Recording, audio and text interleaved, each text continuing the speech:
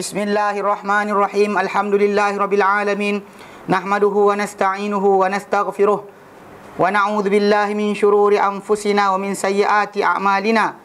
Man yahdihillahu fala mudhillalah wa man yudlilhu fala hadiyalah. Asyhadu an la ilaha illallah wa asyhadu anna Muhammadan abduhu wa rasuluh. Allahumma salli ala Muhammad wa ala ali Muhammad kama sallaita ala Ibrahim wa ala ali Ibrahim. وبارك على محمد وعلى آل محمد كما باركت على إبراهيم وعلى آل إبراهيم في العالمين إنك حميد مجيد رب اشرح لي صدري ويسر لي أمري واحلل عقدة من لساني يفقهوا قولي أما بعد. Alhamdulillah, kita bersyukur kepada Allah kerana dapat bersama untuk kita meneruskan kelas pengajian kita berkenaan dengan tafsir, dan Alhamdulillah kita sampai pada surah yang second last bagi juzuk yang ke-28. InsyaAllah kalau sempat kita habislah sebelum Ramadan untuk habiskan semua sekali juzuk ke-28, dan mungkin lepas raya kita ambil juzuk yang ke-27. Baik. Mana kita sampai itu pada surah yang terakhir kita ambil itu adalah surah At-Taghabun. Alhamdulillah kita habiskan pada minggu yang lepas. Baik. Hari ini insya-Allah kita masuk surah At-Talaq. Surah At-Talaq. Okey, surah At-Talaq. Oleh kerana dalam tafsir ringkasan Ibn Katsir tu ringkas sangat, saya ambil pendahuluan daripada surah lain, daripada tafsir lain yang ambil dari tafsir Al-Madhu'i di surah Al-Quran, di mana dia dikumpul kat situ berkenaan nama surah, kemudian kelebihan surah, kemudian bilangan ayat dan juga markah atau madaniyahnya, dan bincangkan sikit tentang tajuk bahagian awal surah tersebut. Baik, surah At-Talaq. Surah At-Talaq. Baina ada surah, pendahuluan surah. Mana di permulaan surah ini? Alif, hamzah. Ismu surah, nama surah. Sumiyat hadhihi suratul karimatu bi suratul Talaq. Dinamakan surah yang mulia ini dengan surah At-Talaq. Haitsu darat mu'zamu ayati surati haula ahkamit talaq wa ma yatarattabu alaihi wa ma yata'allaqu bihi. Dinamakan surah ini surah At-Talaq di mana berkisar keseluruhan ayat-ayat surah ini sekitar hukum-hukum talak dan apa yang mengikuti di atasnya dan dapat berkaitan dengannya, apa yang kena padanya juga apa yang berkaitan dengannya.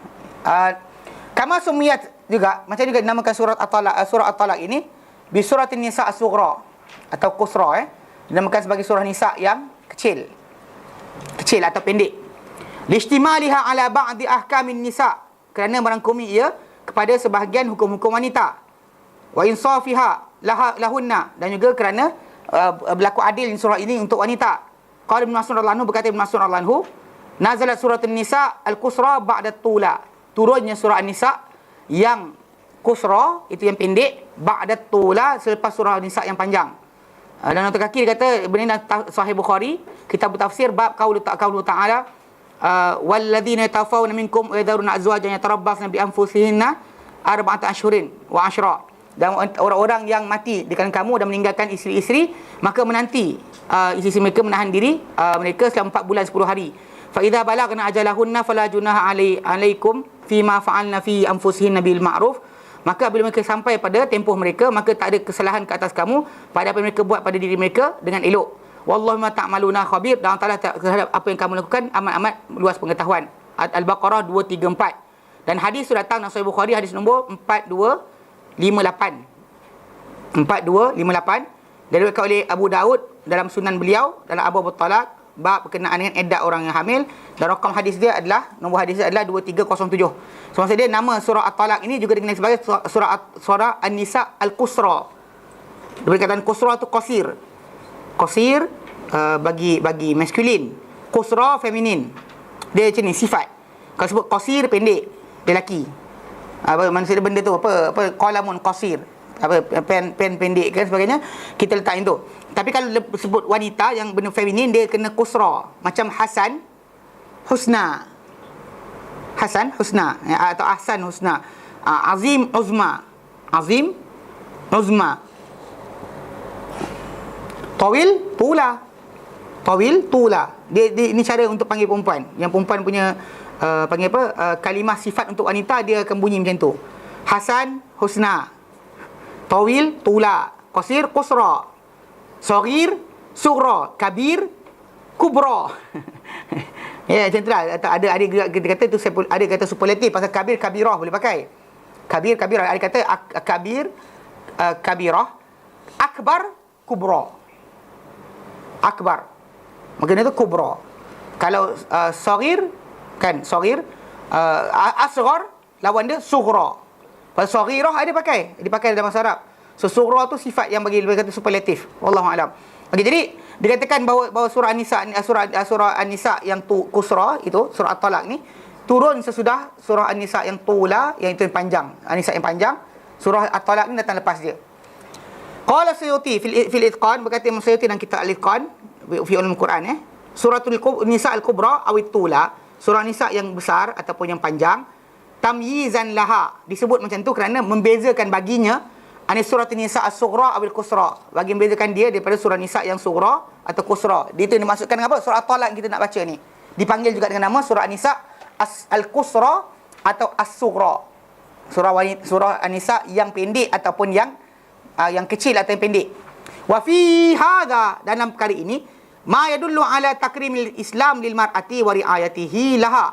Dan ini dalam tajuk ni penamaan surah itu yang surah wanita, surah Nisa, menunjukkan kepada pemuliaan Islam terhadap wanita dan penjagaan Islam terhadap wanita.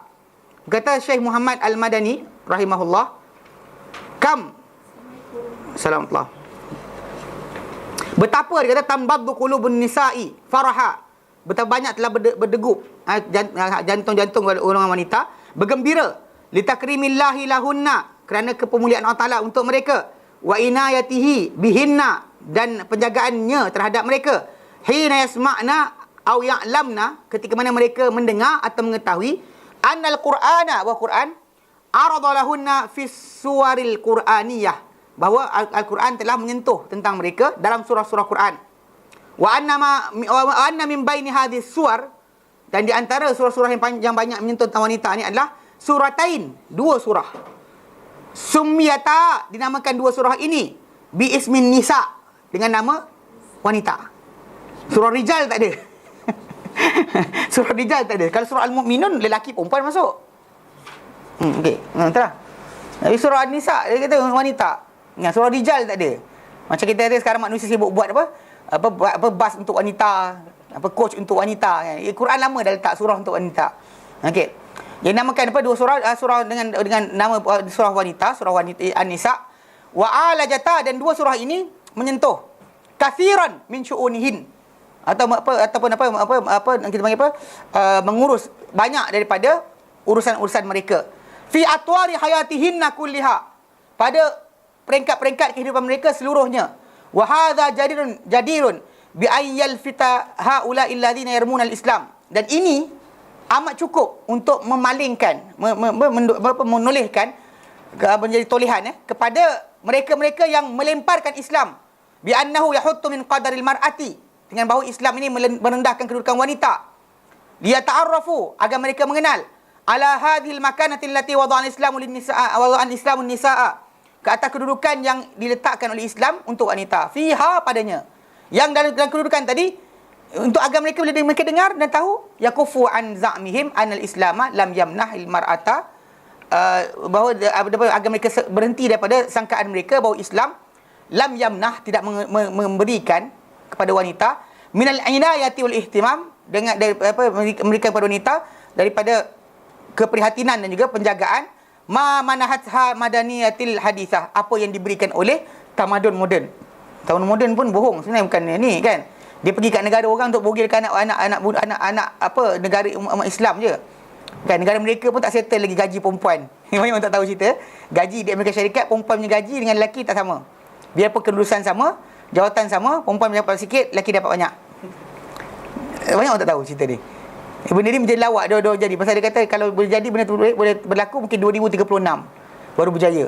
Walaupun tanda tangan tersebut telah ditantangani oleh Kennedy pada zaman Kennedy kan, tantangan untuk memastikan wanita mendapat gaji yang sama dengan lelaki. Tapi tak dapat sampai sekarang. Tapi dia pergi negara umat Islam yang lain, pokoknya mana hak wanita, mana wanita. Ini lawak dia. Okey, baik. Wal waqi'u, dan yang sebenarnya, annal islama, bahwa Islam manahan nisaa, telah mengurniakan wanita, kullu khairin segala kebaikan.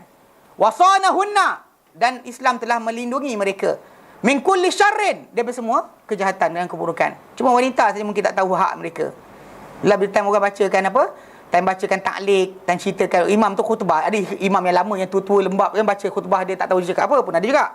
Tapi ada kadang imam tu bagi cakap ketika akad nikah tu, bagi tahu dah hak wanita tu apa. Tak payah basuh pinggan, tak payah basuh baju. Perempuan macam tak dengar pun. Lepas ada makcik cakap dah. Pak imam tu terkejut nikah tu cerita dah. Dekat gambar Ustaz. Tak dia sebut tak gambar tu.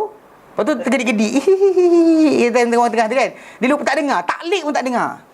Last kali suami tinggalkan lebih dari tempoh 4 bulan dan sebagainya, tanpa sebarang nafkah, dia tak tahu nak buat apa. Dia rasa, lepas tu dia kata Islam telah menindas wanita. Tengok barat, perempuan pegang talak. Dia kata, itu sebenar tu. Dua-dua pegang. Mana boleh. Kan? Itu masalah dia. Jadi kat sini menjadi masalah. Banyak berlaku, orang tak faham tentang tajuk ini. Lalu dia orang rasa bahawa Islam tidak memberikan hak. Islam beri hak sepenuhnya pada wanita. Walam yaba alaihinna, dan dia tak ingin, mana Islam tak mahu untuk kepada wanita ni, siwa ma dafathunna ilaihi min hadhil madaniyatul kadhibah. Mana dia tak mahu dia tak enggan dan tidak enggan ke atas mereka kecuali apa yang ditolak kepada mereka ni kepadanya daripada ketamadunan yang bohong ini, dusta. Dia suruh bebas tapi untuk apa? Bagi telanjangkan. Untuk tidak berakhlaknya wanita-wanita Islam. Mana tempat timur ni penuh sopan, dia masuk habis dia buat macam-macam. Buat majalah Playboy. Versi Indonesia. Kami akan menjaga tata susila norma masyarakat Indonesia. Gila apa? Kan? Ini masalah dia. Dia pergi datang, dia buat kerja macam tu. Dia merosakkan bangsa yang bersopan. So, jadi ini kita berlaku. Yang kita apa yang berkenaan min hurriyatin zaifatin wa musawatin mukallafatin. Yang berupa pembohongan tadi adalah kebebasan yang tidak benar, yang tipu. Zaifah. Yang panggil palsu. Bebas kan, bebas tapi sebenarnya palsu je. Tapi dan juga penyamaan hak yang yang mukallafah, yang memberatkan diri wanita. Last sekali wanita terpaksa terima hak macam lelaki juga. Last sekali kena cari kerja sendiri, cari makan sendiri. Sedangkan kalau dia kata nak Islam, seorang wanita tak ada kerja dan sebagainya, ditanggung oleh dia boleh wali dia. Mana bapa dia, walaupun dia kata dah janda, bapa dia tanggung balik. Kalau tak ada bapa, ada adik lelaki dia. Kena pastikan kehidupan dia, makan dan sebagainya, bukan tunggu. Kalau tak ada, anak saudara, anak adik-adik lelaki dia. Mana kalau adik-adik saudara lelaki dia, anak saudara daripada adik-adik lelaki dia, wajib tanggung dia, bukan sunat. Wajib tanggung kalau punya kelebihan. Maka boleh menyebabkan dia tak perlukan kepada bekerja. Tapi lah bila akhirnya dah semaan hak last sekali orang pun tolak kan. Berebut bas sama lelaki. Bila lelaki langgar-langgar, apa pasal langgar saya? Semua orang nak naik bas. Kan? Nampak tak? Jadi benda macam ni kita penyamaan hak ni yang tipu semata-mata, yang kita kata di akhirnya memberatkan wanita sendiri sampai mereka tak bahagia pun. Baik. Kemudian dia kata fadailus surah, kelebihan surah ini. Kelebihan surah Al-Talaq ini. An Wasilah bin Asqa. Daripada Wasilah bin Asqa. Anan Nabiyya wa Nabi SAW qala, baginda bersabda, u'titu makana Taurati as-sab'a. Aku diberikan bagi kedudukan ganti Taurat as-sab', 7 surah yang panjang. Itu Al-Baqarah, Al-Imran, An-Nisa, kemudian apa? Al-Maidah, Al-An'am, Al-A'raf, Al-Anfal. Itu. Cuma sambung dengan At-Taubah. Sebab dia Anfal dengan Taubah tu tidak ada bismillah di antaranya, bukan sebab Allah Ta'ala murka. Banyak orang salah baca, jadi ingatkan Allah Ta'ala murka dan sebagainya. Ustaz saya kata, dengar sini. Ustaz awak salah. Dengar sini. Okey, dari hadis Sunan Tirmizi kita tengok depan ni. Dari Sunan Tirmizi, okey. Ibn Abbas radhiyallahu anhu pernah sekali dia oppose, dia tak setuju.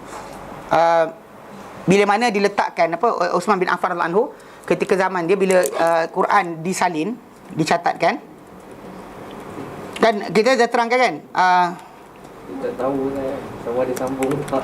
Ya, saya di kisah dia, kita baca kisah dia supaya tak nampak sikit. Kalau kita tak nampak benda tu dengan kisah macam ni.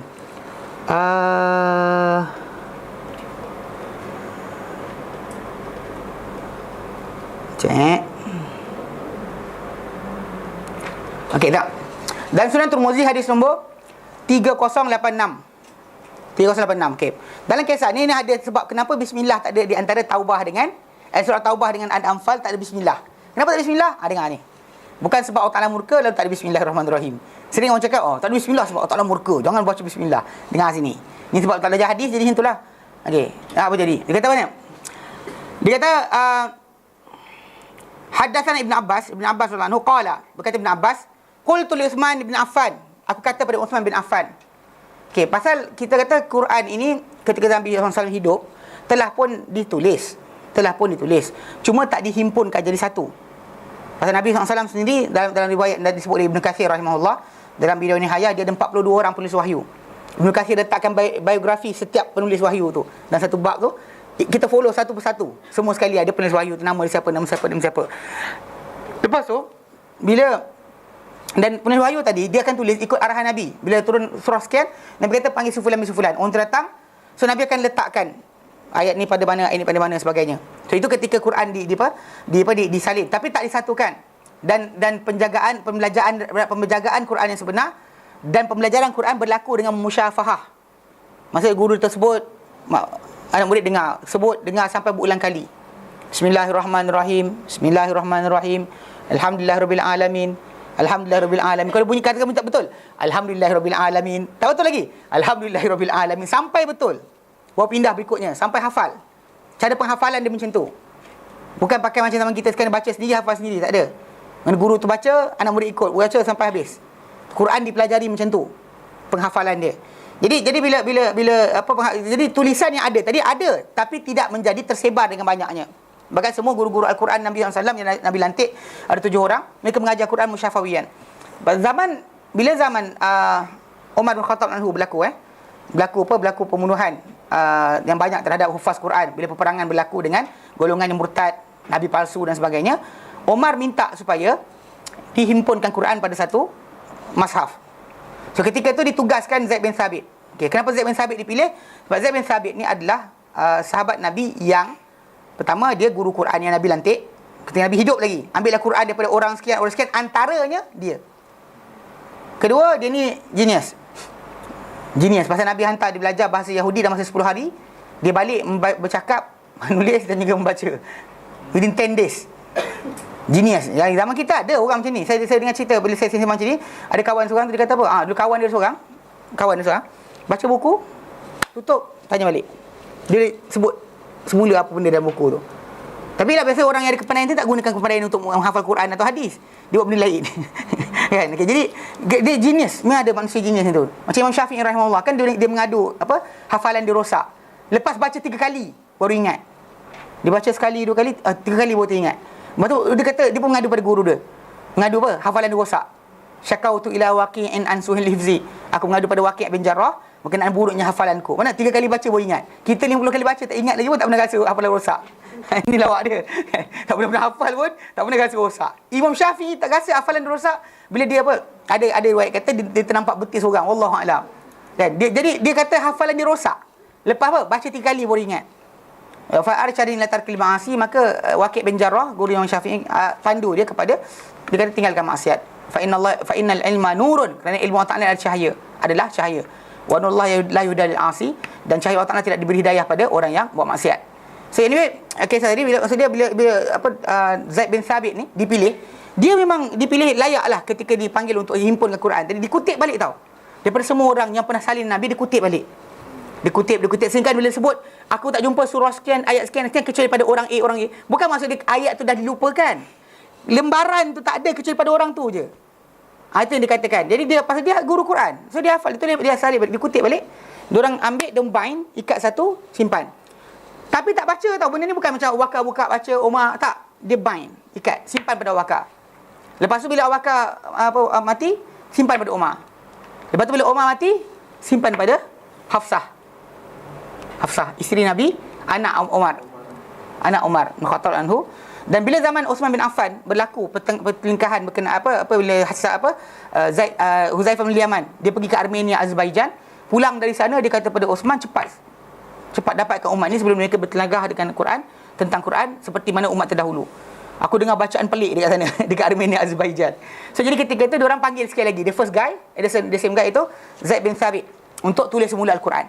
Ya kan, dan sebab ketiga kenapa dia dipanggil? Kan dia guru Quran, dia penulis wahyu, dia genius, dan sebab terakhir adalah dia adalah orang yang mendengar bacaan Nabi yang terakhir. Bacaan Quran terakhir Nabi dia dengar. Nabi SAW tadarus Al-Quran dengan Jibril pada tiap Ramadan. Pada tahun Rasulullah SAW wafat 2 kali Rasulullah ulang, dan dia orang yang hadir. So, dengan sebab itu para sahabat punya ramai ada guru Quran yang lain, tapi dia ambil dia. Sebab dia dengar Quran yang terakhir. Jadi disuruh dia untuk jadi ketua jawatan kuasa menyalin semula Al-Quran yang kita lepas tu kenali sebagai Rasam Osmani atau Mashaf Osman atau Mashaf Imam. Pasal ketika itulah ditulis oleh mereka, dan dia bukan dia seorang, dia dan sekumpulan daripada hufaz Quran yang lain. Dia daripada Ansar dan juga Muhajirin. Jadi ketika penulisan tu berlaku, lepas saya tulis. Ini kisah yang berlaku apa dikatakan oleh Ibn Abbas. Dia kata apa? An Ibn Abbasin qala, berkata Ibn Abbas, qultu li Uthman, aku kata kepada Uthman bin Affan, ma hamalakum, apakah yang membawa kamu? Apakah yang membawa kamu? An amattum ilal anfal, bahawa kamu pergi kepada surah Anfal. Wahia, dan surah Anfal ni minal masani, daripada surah yang apa? Diulang-ulang. Dia Quran ni ada empat segmen tau. Ada tual yang panjang, kemudian ada ma'in yang ratusan. Ayat dia 100 lebih sikit atau kurang sikit dari 100. Kemudian ada yang masani, yang diulang-ulang bacaannya. Kemudian ada yang mufassal, start dari surah Qaf sampai Nas. Qaf sampai Nas itu mufassal. Yang biasanya kisah tadi satu cerita dalam tu.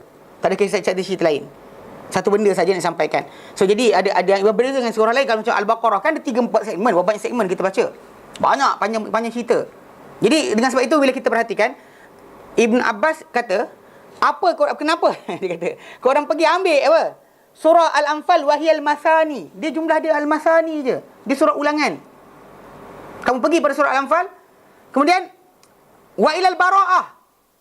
Dan kepada surah Bara'ah, wahiyal minal mi'in. Dia daripada surah yang ayat dia 100. Yang Al-Masani biasanya jumlah dia sampai 100.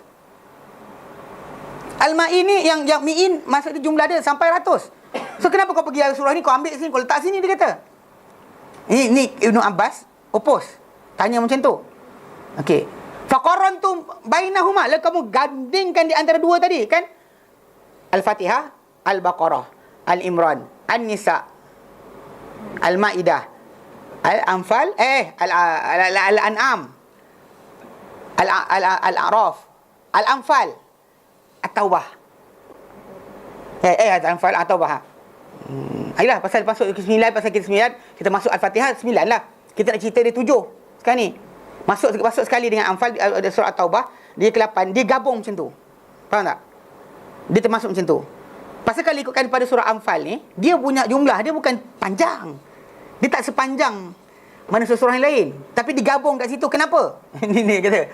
Dia kata faqarantu bainahuma. Lalu kamu gabungkan antara dia kata. Walan taktubu bainahuma satr.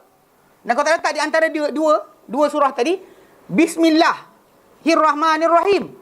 Ibn Abbas kata, wa wada'tumuha, dan kamu letak dua surah dia fi sab'i tuwal, pada 7 surah yang panjang. Bila bilang balik 7 surah panjang kan, jadi nombor 7 adalah Anfal yang bergabung dengannya At-Taubah. So Ibn Abbas opos. Apa hal gitu. So Uthman bin Affan pun jawab. Faqala, dia kata bila Ibn Abbas kata ma hamalkum ala zalika, apa yang bawa kamu untuk kepada itu, perkara itu, kenapa kamu buat macam tu? Faqala Uthman, berkata Uthman bin Affan, kana Rasulullah sallallahu alaihi wasallam, dahulunya Rasulullah sallallahu alaihi wasallam, mimma ya'ti alaihi zaman, pada waktu-waktu yang datang pada baginda masa, wa huwa tanzilu alaihi as-suwar, wa turun pada baginda surah-surah zawatul adadi, ada bilangan-bilangan tertentu. Mana surah ni mungkin 5 ayat, surah 5 ayat dan sebagainya. Macam awal Quran turun 5 ayat awal surah Al-Alaq. Lepas tu sambung dengan berapa ayat daripada surah Al-Mudaththir. Lepas tu ayat sekian. Macam Al-Fatihah bukan jumlah yang awal. So maksud dia datang surah ini, lepas tu bila turun surah berikutnya Nabi akan sambung balik. Nabi yang letak. Jadi dia kata fakana idza nazala alaihi syai'un, alaihi syai', maka bila baginda turun pada baginda, bila turun pada baginda sesuatu, da'a ba'dha man kana yaktubu, baginda akan panggil sebahagian daripada orang yang dahulunya menulis, itu menulis wahyu. Fayaqulu, lalu baginda akan kata, da'u haula'il ayat fi suratil lati yuzkaru fiha kada wa kada, letakkan ayat-ayat ini pada surah yang disebut kisah ini. So, siapa yang atur kan? Nabi lah. Letak sekian sebagainya. Fa idza nazalat alaihi al-ayah. Nabi turun satu ayat je. Satu ayat dia turun. Fayaqul bagi nak kata, "Da'u hadhihi al-ayati fi surati allati yuzkaru fiha kadza wa kadza." Letaklah surah ayat ni pada surah yang sebut kisah sekian-sekian. Nabi yang aturkan. Turun 5 ayat ke Nabi letak sini. Turun sekian ayat letak sini. Fakanatil anfal. Dan adalah surah Anfal ni min awaili ma unzilat bil madinati. Di antara surah yang awal turun di Madinah. Sebab dia berkaitan dengan tajuk dan perang Badar. Dan kita tahu kalau perang Badar berlaku dalam tahun ke-2 Hijrah. So tahun 1 mana katakan surah Al-Baqarah turun, yang pertama turun di Madinah adalah surah Al-Baqarah. Yang kedua atau yang antara yang awal turun di Baqarah di Madinah adalah surah Al-Anfal. Wa kantil bara'ah, dan bara'ah pula min akhir Al-Quran, antara surah akhir turun dari Al-Quran dia kata. Tapi wa kanat qissatuha syabihatan bi qissatiha.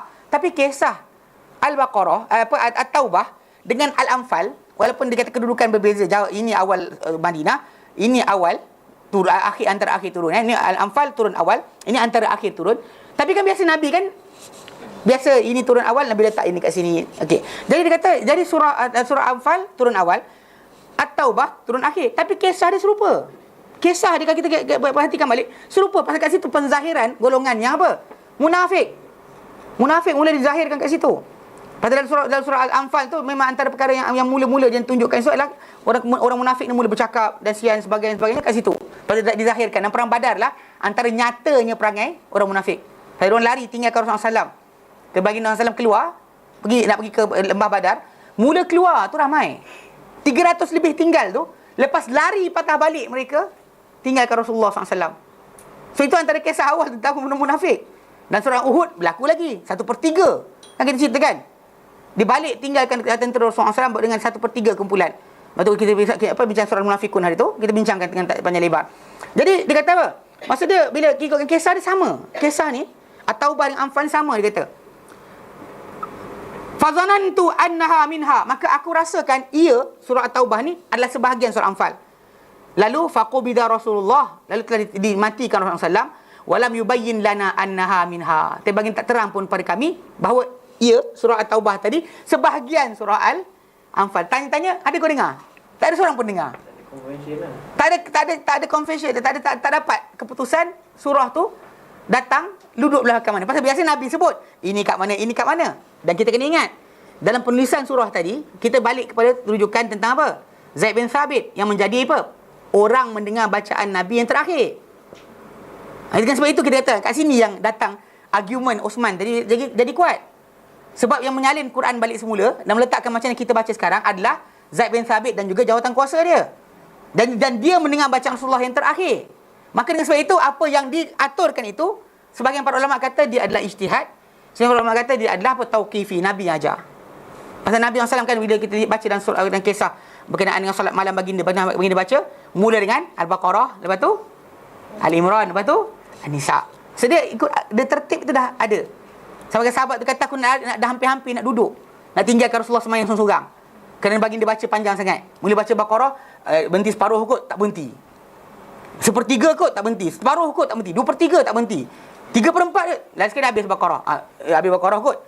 Habis Baqarah tak berhenti juga. Sahabat dah ketar, nak lari dah. Maksud dia, kalau ikut daripada apa dia ceritakan, tertib tadi macam mana? Ada tertib dia. Nabi tak baca random. Tak ada baca memula baca An-Nisa, lepas tu baca Baqarah, tak ada. Baqarah, kemudian Al-Imran, kemudian An-Nisa. So kita boleh faham bahawa apa yang ditulis oleh mereka ni ada tertib yang khas yang daripada Nabi SAW sendiri. Cuma dalam masalah ramai tadi, ada yang mendengar, ada tak mendengar. Ini macam kes dalam hadis yang banyak lah, macam kisah berkenaan dengan apa? Macam Umar bin Khattab anhu kan, bila dia tak dengar berkenaan Ahmad bin Yasir, tanya Rasulullah SAW berkenaan dengan tajuk mandi orang yang tak ada, orang yang junub, tak ada air, boleh tayamum. Umar tak dengar. Sebab kenapa bila Umar tak dengar, dia tak setuju. Hatta Ibn Mas'ud radhiyallahu anhu pun tak setuju. Maksud dia bagi fatwa mereka berdua, kalau anda kata air tak ada, tak payah semayang, tunggu sampai air ada baru mandi. Bagi mereka tayamum tidak boleh menggantikan mandi, mengganti wuduk je. Itu sebab Ammar bin Yasir dia kata, aku golek-golek macam binatang kat atas tanah. Sebab apa? Sebab dia rasa kalau ini untuk wuduk, yang ini untuk mandi.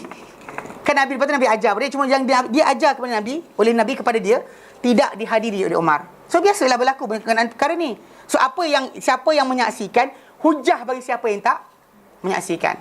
Kena faham macam tu. So jadi bila Osman kata macam tu, tapi kita bukan sandar pada kata Osman saja. Sandar juga kepada apa? Perbuatan penulisan tadi dibuat oleh sekumpulan jawatan kuasa yang dilantik oleh Osman. Itu dan dia yang menjadi ketua dia adalah Zaid bin Thabit, genius, guru Al-Quran, penulis wahyu, dan juga orang yang mendengar bacaan Rasulullah yang terakhir dengan Jibril. Faham Okey. Jadi Osman kata, dimatikan Rasulullah. Tapi bagi terang pada kita bahawa taubah sebahagian daripada Anfal. Famin ajli dhalika, maka dari kerana itu, qarantu bainahuma, aku gandingkan di antara dua surah berkenaan. Kenapa tak taubah dulu walaupun dia bilangan ratus? Kenapa tak Anfal dulu sebelum at-taubah? Dia kata kenapa pasal taubah antara surah yang terakhir. Yang ini antara surah yang awal. Dia letak macam tu. Okey. Lalu dia kata apa? Dia kata qarantu bainahuma walam aktub bainahuma satra bismillahirrahmanirrahim. Dan aku tak tulis di antara kedua-dua surah tersebut, antara Anfal dengan Taubah, bismillahirrahmanirrahim, fawadatuha fis sab'it tuwal, maka aku letak dia dalam 7 surah yang panjang. So surah 7 surah yang panjang tu, 6 tu kita fahamlah. Al-Baqarah, Al-Imran, An-Nisa, Al-Maidah, Al-An'am, Al-A'raf. Okey, tak ada hal. Al-Anfal, dia pendek dia. At-Taubah, digabung sekali. Faham? Dengan sebab itu kata, jadi kalau orang kata bismillah tak ditulis sebab kerana Tuhan marah. Cakap dengan dia mesti hadis mana? Ikut hadis Nabi ni je sebab dia. Hadis nombor Sunan Tirmizi 3086. Okey. Jadi dalam Al-Quran Karim dia ada pecahan macam tu. 7 surah yang panjang tu tertib dia. Ya. Dia kata jadi Rasulullah SAW bersabda dalam hadis yang datang dalam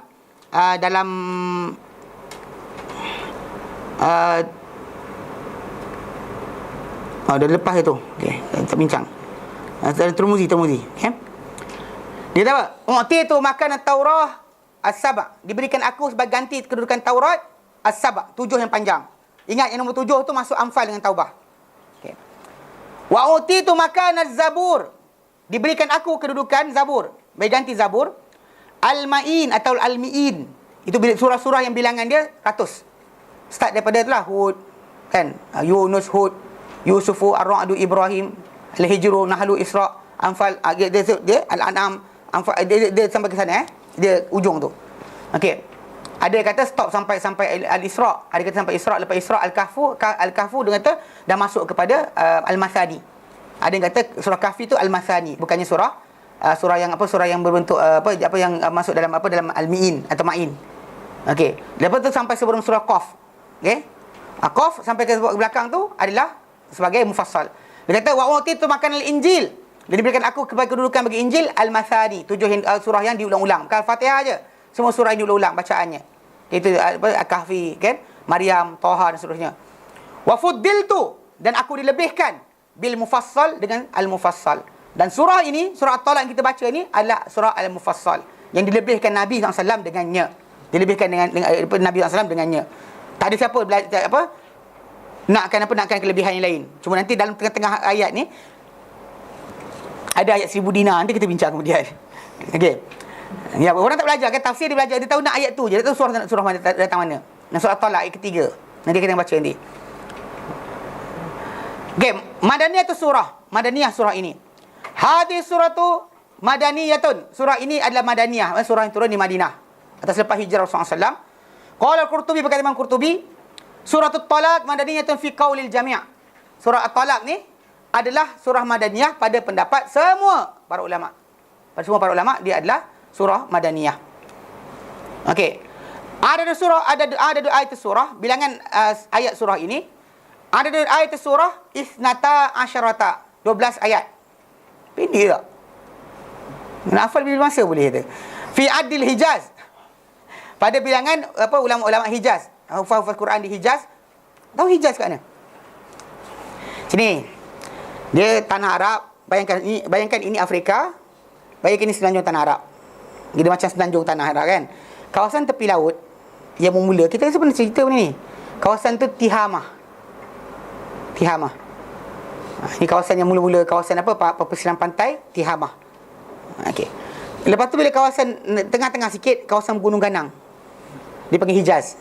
Yang menganjur daripada Jeddah, Mekah turun sampai ke Sana'a. Kawasan panggil apa ni? Macam tu. Tapi biasa utara dia panggil Hijaz. Kawasan gunung-gunung, pergunungan kawasan tu. Tu kalau kita pergi kawasan Mekah, dia bukit dan sebagainya. Okey, kawasan tu Hijaz. Lepas dari tu panggil Najd. Menghala ke arah sampai ke Iraq panggil Najd. Itu kawasan. Jadi bila sebut berkenaan dengan Hijaz, ulama kawasan tu Mekah Madinah. Tu maksud dia. Mekah Madinah, kawasannya tu. Okey. Fi adil Hijaz, pada Hijazi, maksudnya pada bilangan ulama-ulama Hijaz, wal Kufi, ulama Kufah. Wad Dimashqi, dan juga ulama-ulama apa? Damsyik, Dimashq. Di Syria, di Syam. Dia kata itu bilangan dia 12. Wa ihda asyarata, dan 11 ayat fi adil Basri, pada ulama Basrah. Okey. Wa thalathata asyarata fi adil Himsi, dan bilangan dia adalah 13 ayat pada bilangan ulama Hims daripada Syria, tapi ada yang orang panggil humus kan. Itu nama dia. Hims. Okey, itu nama dia. Jadi ulama di Syria tu dekat situ ada 2 tempat. Macam di Iraq 2 tempat, Basrah dan Kufah. So mereka bilang ada kata 12 ayat, ada kata 11 ayat, ada kata 13 ayat. Dan mereka bercanggahan pada 4 tempat. Mereka bercanggahan pada 4 tempat. Pada ayat talak yang kedua dia kata fa idza balagna ajalahunna famsikuhunna bima'rufin aw fariquhunna bima'rufin wa ashidu dhawi adli minkum wa aqimul syahadata lillah dzalikum yu'adzu bihi man kana billahi wal akhir. Dia stop situ ayat kedua. Ad-Dahud Dimashqi. Lepas tu ayat lepas tu ada ayat wa may yattaqillaha yaj'al lahu makhraja tu lepas tu. Tu jadi ada yang stop situ satu ayat. So bertambahlah bilangan ayat dia. Okey. Yang Dimashq kira kat situ satu ayat. Wa may yattaqillaha yaj'al lahu makhraja ad-dahul madani tsani wal makki wal kufi. Orang-orang Madinah, Mekah dan Kufah kata ayat tu sampai situ ayat nombor 2. Kalau orang daripada Syam, Hims, Dimashq tadi kata tak. Sampai awal satu perenggan sebelum dia tu, satu fakrah sebelum dia adalah ayat nombor 2. So kalau macam tu, diorang kira ayat nombor 3. Dia kata itulah. Yang sini tak, dia kira situ nombor 2. Fattaqullahil alba ayat ke-10, ad-dahul madani awal. Mana dia letak situ yang awal. Sedangkan yang satu lagi kira sebagai hujung ayat. Wa qala ta'ala, dan firman Allah Ta'ala, Allahu alladhi khalaqa sab'a samawatin wa minal ardi mithlahun yatanazzalul amru bainahun lita'lamu annallaha ala kulli syai'in qadir. Surah Talaq ke-12, ad-dahul al-himsi. Jadi itu sebab bilangan mereka akan bercanggahan 12, 11 dan juga 13 ayat. Okey, pasal mereka kira waqaf. Waqaf kat mana? Yang ni kata ini sampai sini satu ayat. Yang tak, yang satu kata satu ayat. Siapa-siapa letak awal, maka satu lagi pun ayat yang baru dekat. Satu ayat mungkin pecah 2, okey? Bagi mereka. Mihwar surah. Paksi atau perbincangan surah ini, al-mihwar warur raisi, dan paksi atau perbincangan utama surah ini adalah hiwar, perbincangan utama surah ini adalah alladhi taduru hawla surah, yang berkitar padanya surah ini, ia adalah ahkamut talak, hukum-hukum talak, wa ma taratabu alaihi, dan apa yang mengiringi ke atasnya. Contoh macam bila dah cerai berlaku, apa lagi timbul? Nafkah, iddah dan sebagainya. Ma taqriri hadhil ahkam, beserta dengan apa? Perakuan hukum ini, wa tahiyatin nafs litaqabbuliha, dan juga persediaan jiwa untuk menerimanya. Pasal daripada seorang yang suami, kalau dia kata ayat ni kata kena tanggung, kena sediakan tempat tinggal, wal imtithalu laha, dan juga patuh kepada arahannya. Mana kita datang urusan tadi, ini adalah benda yang Allah Ta'ala perintahkan, bukan benda yang kita suka hati untuk tukar. Jelas? Okay, baik, mari kita masuk dalam tafsir surah ini terus. Baik. Tafsir qala Ibnu Katsir rahimahullah, tafsir surah At-Talaq. Tafsir surah At-Talaq, wahya madaniyatun, dan dia adalah madaniyah. A'udzu billahi minasy syaithanir rajim. Bismillahirrahmanirrahim. Ya ayyuhan nabiyyu idza talaqtumun nisaa fatalliquhunna li'iddatihinna wa ahsul 'iddah wattaqullaha rabbakum La tukhrijuhunna min buyutihinna wa la yakhrujna illa an ya'tina bi fahishatin mubayyinah. Wa tilka hududullah. Wa man yata'adda hududallahi faqad zalama nafsah. La tadri la'alla Allah yuhdithu ba'da dhalika amra. Khutiban nabiyyu, qala muallif rahimahullah, khutiban nabiyyu sallallahu alaihi wasallam, ditujukan ucapan kepada Nabi SAW. Baru mula, tak apa. Tadi mukadimah aja.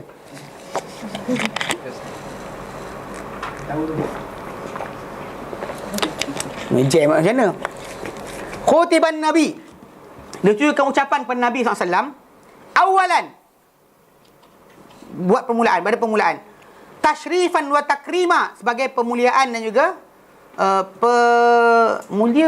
penghormatan dan penghormatan dan pemuliaan. Thumma khatabal ummata taba'an, dan kemudian ditujukan ucapan pada umat sesudah itu. Sebab mula ayat kata ya ayuhan nabi, wahai nabi. Titik lepas apa? Idza talaqtumun nisa, bila kamu semua, kalian semua, hei nabi, bila kalian semua, mana engkau dan umat engkau, maksud dia engkau dan umat engkau, talaqtumun nisa, menceraikan wanita. Faqala, maka Allah berfirman, ya ayuhan nabi, wahai nabi, idza talaqtum, bila kalian menceraikan an-nisa, golongan wanita, fatalliquhunna, ceraikanlah mereka, li'iddatihinna, mengikut iddah mereka. Okey.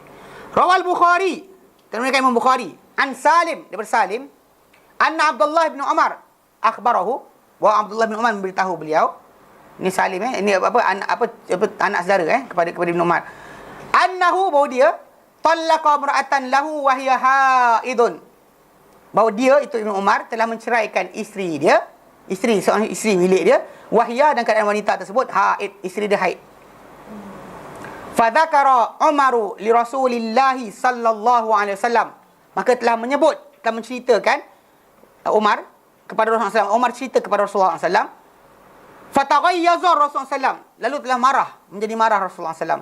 Taghayyaza, atau satu dua ayat taghayyara wajhu, berubah wajah dia. Mana ghaiz, jadi marah, bertukar menjadi marah.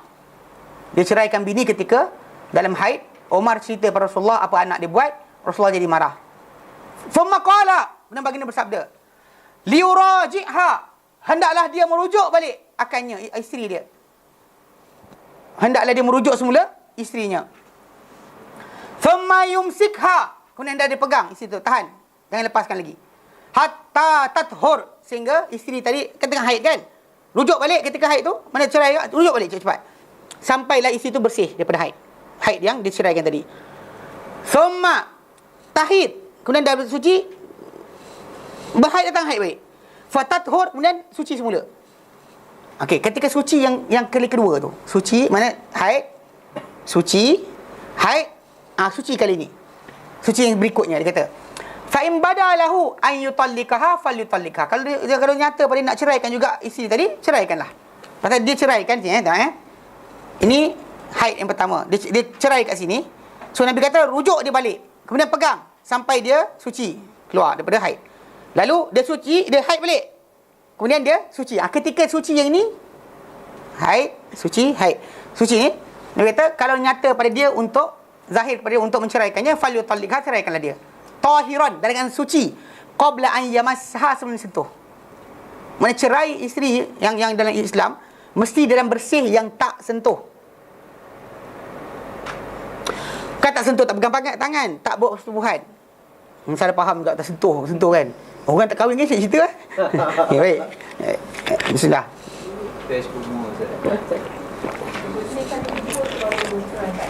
Maksud dia mesti bersih, yang tidak disentuh, tu je. Sebab kalau selagi lelaki tu memang dah berbulan-bulan tak sentuh kan, ketika kalau dia cerai pun tak ada masalah. Yang penting dia cerai dalam keadaan tidak disentuh, mana tak ada dibuat hubungan dengan isteri berkenaan. Okey. Sebab dia ada sebab dia. Pasal kalau dia kata tunggu, takut Nabi SAW, pasal Nabi suruh dia bersih, dan mana nak pastikan betul-betul memang diceraikan bini tadi. Kan kata betul, itu kenapa kalau nak cerai sungguh ketika yang bersih tak sentuh. Kalau bersih kat sini ni dalam masih terhampir dengan haid dia tadi. Bukannya tunggu haid, habis bersih haid terus cerai, tak. Kena bersih yang betul tak sentuh. Mana dah lepas satu period yang tak sentuh langsung bini tadi. Sampai period berikutnya, ceraikanlah. Kau nak sangat. Tu kan kata suami marah bini kan. Marah bini masak tak sedap ke, jaga kau. Ceraikan kau. Bini tunggu jap. Satu. Tak jadi cerai ke? Tangguh kan, tak jadi cerai. So kenapa dalam Islam ni bila nak perceraian berlaku, dia akan makan masa panjang. Sebab pertama, untuk nanti ada Allah Ta'ala beritahu kenapa. Tapi yang kita kata yang penting tadi, benda tu adalah iddah yang dikendaki. Pasal kalau sekiranya isteri tadi ceraikan dalam haid dia, maka akan timbul masalah dia punya apa, tempoh iddah dia akan jadi lebih panjang dari sepatutnya. Sebab perkiraan untuk dia punya haid itu adalah tempat perkiraan untuk dia punya iddah. Kalau sini dia kena cerai, dia akan bertambah. Dia tak kira, ini tak kira, dia akan kira yang ni. So tempoh ni jalan dah. Berjalan dah, dia dah kira. Pasal dalam mazhab Syafi'i, okay, dikira permulaan haid itu adalah sebagai bermulanya iddah satu. Contoh macam kata orang tu apa? Orang cerai bini dia. Okey, datang je haid satu. Jumhur habis haid satu. Tiga kali haid lah. Tiga kali haid. Mana dia perkiraan mana satu? Yang kalau mazhab Syafi'i dia kira betul. Datang je haid, the same haid. Cuma masalah beza betul. Beza mazhab Syafi'i dia akan kira betul. Haid itu datang maka satu. Dua, tiga. Satu lah satu. Hari pertama, kedua, ketiga. Yang jumhur pula datang je suci, habis. Mana bukan lagi bini dia. Mazhab Syafi'i datang je haid tadi tak boleh rujuk dah. Kalau kali ketiga datang tak boleh rujuk dah. Mazhab lain tak? Dia kata dalam haid yang ketiga tadi masih bini lagi. Masih lagi boleh untuk apa? Dirujuk. Masih bini dia. Dia beza sikit je pasal dia kirakan haid atau suci tu maksud itu. Tapi the same haid. Sekarang kata orang tu cerai bini dia dalam haid. So nak kira tak terganggu. Nak bilang mana satu? Nak bilang yang tu ke bilang akan datang? Kan tempoh makin jadi makin panjang. Dengan sebab itu dalam konteks ini menyebabkan perkiraan salah. So Allah Ta'ala beritahu awal jangan buat macam tu. Itu sebab Nabi SAW marah. Nabi kata jadi kata fa'in badalahu, dan jika nyata kepada dia ayutallikaha, untuk dia ceraikan isteri dia ceraikan wanita tersebut, falyutallikha, maka ceraikanlah ia qabla tahira, dan keadaan suci, qabla an yamassaha, sebelum sentuh bini tersebut, before he touch her. Tak apa, cerai. Fatilkal iddatul lati amara Allah azza wa jalla, maka itulah iddah yang diperintahkan oleh Allah azza wa jalla. Allah Ta'ala kata idza talaqtumun nisa fatallikuhunna li'iddatihinna wa ahsul iddah, ceraikan mereka ikut iddah mereka. Arahan untuk ikut iddah, itulah arahan dia. So Nabi kata inilah iddah yang dimaksudkan. So jangan ceraikan isteri, jangan cerai dalam keadaan bersih yang sentuh. Pasal benda tu kalau silap tiba-tiba isteri tu mengandung, dia mula start dia kerja panjang, kan? Ataupun dalam keadaan apa? Haid. Kalau dibuat talak tak jatuh? Talak jatuh. Tapi tak mematuhi perintah Allah Ta'ala, tu cerita dia.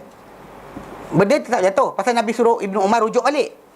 Kalau tak jatuh, Nabi tak suruh Ibnu Umar rujuk semula. Nabi kata rujuk balik. Tapi nanti dah strike tu, lantaklah strike tu. Memang nak cerai kan? Nabi kisah apa? Dah tahu yang ini banyak talak pula. Talak dah tu, dah lah sekali dah lah. Kau mana tahu kau nak patah balik ke? Itu digatal panggil. Kan, faham tak? Pasal benda tadi memang kita kata memang dah nak cerai. Cuma sekali sekali jangan cerai dengan cara tersebut. Tak dibenarkan. Ini arahan Allah. Ni panduan. Macam kita macam wuduk lah. Kita basuh muka. Kenapa tak basuh punggung? Kentut-kentut kat punggung. Bawa kat punggung kena basuh muka. Kan? Logik akalnya baik basuh punggung. Kan? Gitu. Betul lah, bersih lah saya. Tapi tak. Kena basuh muka. Ini masalah pasal arahan Allah Ta'ala. Mesti cerai isteri ikut iddah. Dan iddah dia adalah mesti diceraikan isteri tersebut dalam keadaan bersih yang tak disentuh. Tak disentuh. Bukan baru tadi terkejap tidur lepas tu cerai. Memang amat masalah. Amat salah. Tak tahulah saya ajar tidak. Kami di Yayasan Taklim kami ajar. Time kita bernikah tu kita ajar dah. Dia tidur rujuk lah. Itu jenuh dia pasal sebenarnya. Kena rujuk balik. Sepatutnya tak tahu pasal saya tengok kan kursus nikah dulu, ustaz dipanggil tu semua ustaz buat lawak lucah. Malam pertama ni gelak-gelak. Tak kerja lain ke tahu. Yang diorang pun hihihi. Tak kerja lain. Kita tahu tersenonoh tu. Tak kerja lain. Wallahualam. Tapi sebenarnya salah. Tak tahulah kalau kita nak buat kat Yayasan Taklim ke. So buat kursus nikah. Dia kena marah semua kali dia letak rotan bawah tu pegang. Datang kapal-kapal lah. Itu lain-lain. Okey. Ya, jadi maksud dia benda tadi kita kata mesti cerai, dalam dicerai isteri dalam keadaan cerai tu berlaku dalam suci yang tak sentuh. Kalau cerai jatuh juga. Kalau cerai berlawak pun jatuh. Kan kalau Arsenal menang you jatuh talak. Jatuh. Kalau bulan malam ni mengambang you jatuh. Kalau hari ni hujan you jatuh talak. Semua jatuh.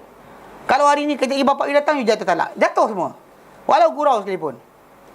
Pasal dia kata salah satu 3 perkara. Jidduhun najid. Sungguh dia sungguh. Wahazluhun najid. Gurau dia pun sungguh. Sungguh dia sungguh, gurau sungguh. Nikah, cerai dan rujuk. Dan satu nikah, cerai dan juga pembebasan hamba. Ada satu riwayat datang nikah, cerai, pembebasan hamba. So 3 benda tu dan gurau pun. Gurau pun jatuh. Tapi masalah sekali sini ikut arahan Allah Taala ada cara yang patut anda laksanakan. Dan kalau dia kata orang tu mukmin, dia kena patuh. Pasal ini arahan Allah Taala. Nanti akhir ayat nanti kita baca, zalikum yu'azu bihi. Ini dinasihatkan kepada kamu. Man kana billahi wal akhir, siapa yang beriman Allah juga hari akhirat. Ini nasihat Allah. Ini pesanan Allah. Kalau manusia tu kata mukmin tapi tak pesanan Allah tak ikut, masalah lah. I suka hati I lah, pasal bini I tak boleh. Sebab benda ini ada maksud apa? Ada pesanan Allah. Tak boleh timbul daripada seorang tu kata macam saya nak tapi kenapa kan? Dia kata tak boleh, Faham? Hakadha rawahu al-Bukhari wa Muslimun. Demikianlah diriwayatkan oleh Bukhari dan Muslim. Walafzuhu dan lafaz Muslim. Lafaz Muslim. Fatilkal iddatul lati amara Allah an yutallaqan lahan nisa. Maka itulah iddah yang diperintahkan Allah Taala agar diceraikan mengikutnya golongan wanita. Ikut patuh pada iddah tadi. Ikut kaedah dia. Fa'amassu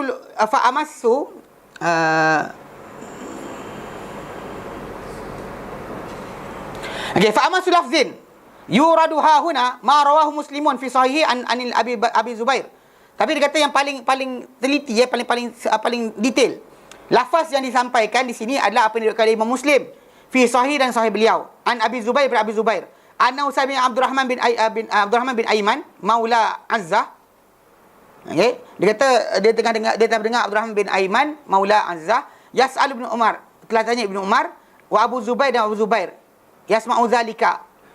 Abu Zubair ketika itu yang meriwayatkan hadis ni mendengar soalan yang datang. Dia tanya pada Ibnu Umar, "Kaifa tara fi rajulin talaqa imra'atahu haidha?" Macam manakah engkau lihat pada lelaki yang menceraikan isteri dengan haid? Dia tanya soalan pada Ibnu Umar. Ni zaman Nabi tak ada. Nabi dah tak ada, para sahabat menjadi muftilah menceritakan balik. Terjadi sikap apa? Tak, ini bukan sikap. Maksud dia soalan lain. Nabi dah wafat. Tadi kisah awal tadi dia kena. Sekarang ni lepas Rasulullah dah wafat, orang lain tanya dia pula. Soalan yang sama.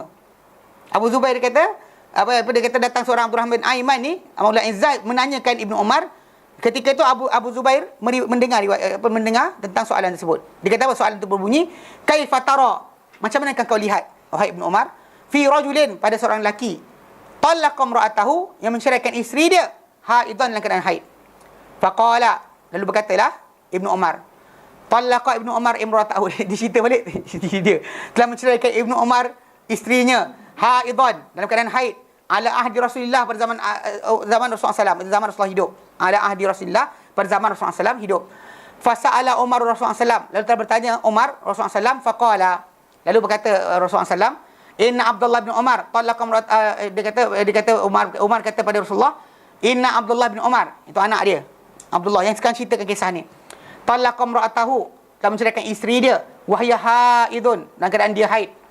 Faqala Rasulullah, maka bersabda Rasulullah SAW, liuraji'ha, hendaklah dirujuk semula isteri dia. Faraddaha, lalu dikembalikan semula isteri dia. Wa qala idza taharat falyutallik au yumsik, bila bersih saja isteri daripada haid tu, maka cerailah kalau dia nak, ataupun teruskan pegang kalau dia nak.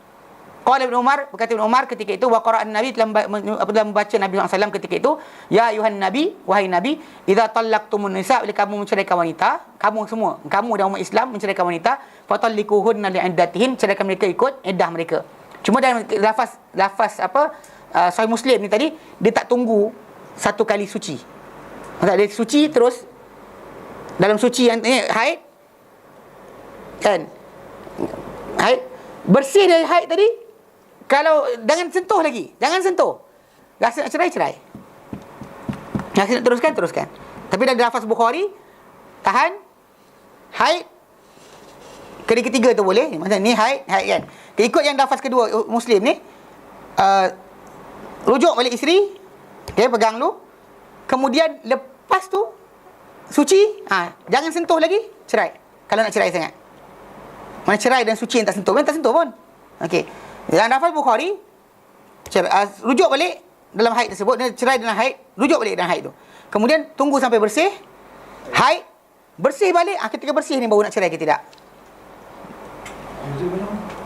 Beza banyak. Tapi masalahnya lafaz hadis Nabi tu sebenarnya jelas. Nabi kata cerai dan kena bersih yang tak sentuh. Bersih yang tak sentuh. Tapi Raja Bukhari lah biasa. Para ulama akan rujukan Bukhari. Cuma dalam tajuk macam ni ada masalah juga pasal Muslim. Dia dalam segi masalah kesahihan Bukhari kuat. Tetapi okey, dalam masalah dobit lafaz Muslim lagi dobit. Muslim lebih kuat memegang berkenaan lafaz. Dia kalau dia tak nak terima dia riwayat dengan makna.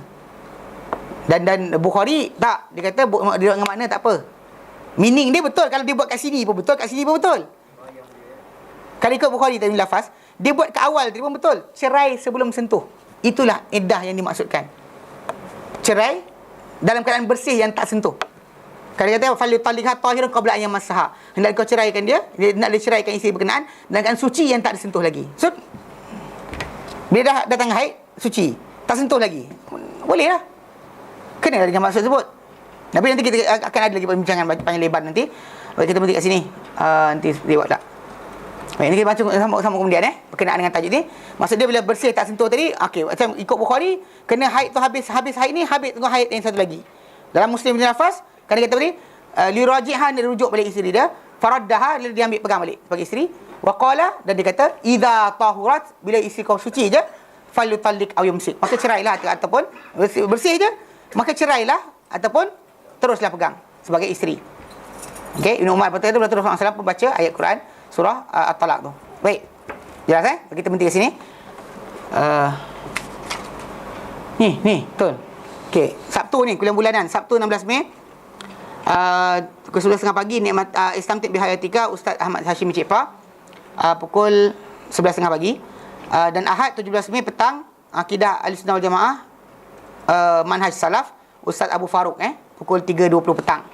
Kita berhenti kat sini. Wallahu a'lam. Sallallahu alaihi wasallam Muhammad. Alhamdulillahirabbil alamin. Subhanakallahumma bihamdika asyhadu an la ilaha illa anta astaghfiruka wa atubu ilaik. Assalamualaikum warahmatullahi wabarakatuh.